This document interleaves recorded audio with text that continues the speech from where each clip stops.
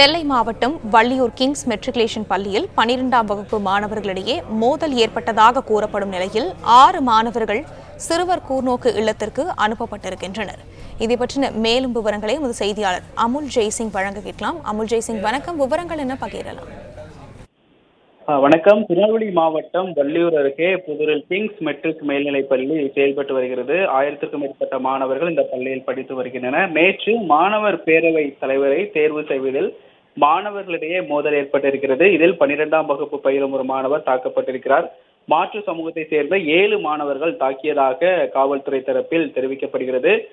பள்ளி நிர்வாகம் முதலில் தகராறில் ஈடுபட்ட மற்றும் தகராறில் காயமடைந்த மாணவர்களின் பெற்றோர்கள் அழைத்து சமரசம் செய்திருக்கிறது. ஆனால் பாதிக்கப்பட்ட மாணவன் போலீசில் புகார் செய்திருக்கிறார். தொடர்ந்து வள்ளியூர் போலீசார் 7 மாணவர்கள் மீதும் வழக்கு பதிவு செய்திருக்கிறார். இதில் ஒரு மாணவர் காவல் கண்காணிப்பாளரில் மகனாவார். இதில் 6 பேரை திருநெல்வேலியில் உள்ள அரசு கூர்நோக்கு இல்லத்தில் ஒப்படைக்கப்பட்டிருக்கின்றனர். மேலும் அங்கு அவர்களுக்கு அறிவுரை வழங்கி தற்போது மாணவர்கள் விடுவிக்கப்பட்டிருப்பதாகவும் காவல்துறை தரப்பில் தகவல்கள் வெளியாகி இருக்கிறது.